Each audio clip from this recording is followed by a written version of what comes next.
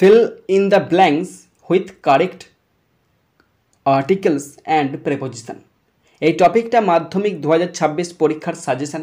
এছাড়াও তোমরা যারা ক্লাস 1, 2, 3, 4, 5, 6, 7, 8, 9, 10, 11, 12 ক্লাসে পড়ছো তাদের জন্য ভীষণ ইম্পর্ট্যান্ট। এছাড়াও তোমরা যারা চাকরির পরীক্ষার প্রিপারেশান নিচ্ছ তাদের জন্য এই টপিকটা ভীষণ ইম্পর্ট্যান্ট। আজকে আলোচনা করছি 102 102 আজকে আমাদের আলোচ্য টপিক।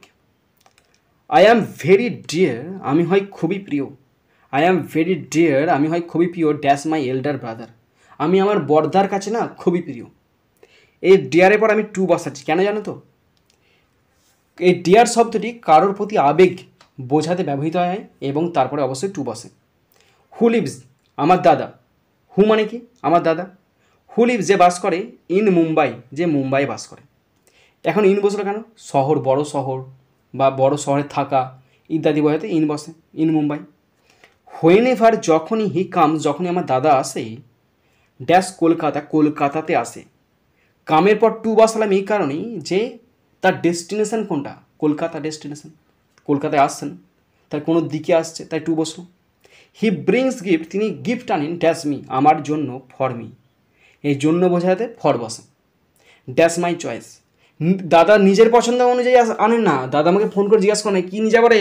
আমি বলি মাটি কাটা গাড়ি আনবে একটা, জেসিবি আনবে একটা, কামান আনবে একটা, AK-47 আনবে একটা।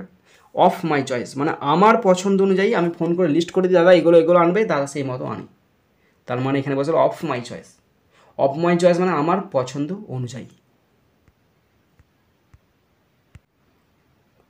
Next 103 every one of us, আমাদের প্রত্যেকে ইজ হয় dash member of an ordered and civilised society, আমাদের প্রত্যেকেই একটা সুনির্দিষ্ট এবং সুশিক্ষিত সমাজে বসবাস করি।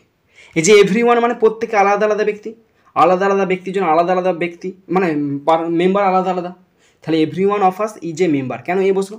কারণ মেম্বারটা প্রত্যেকটা সদস্যকে ইন্ডিভিজুয়ালি বোঝাচ্ছে, সিঙ্গুলার কাউন্টেবল হিসাবে বোঝাচ্ছে, তাই এখানে এ বসে গেল।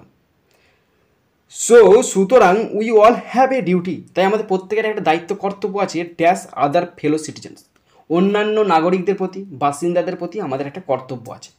এই যে ডিউটি, ডিউটির পর টু বসে, ডিউটির পর টু বসে মানে কারোর প্রতি দায়িত্ব বা কারোর প্রতি কর্তব্য বোঝাতে আমরা টু ব্যবহার করি।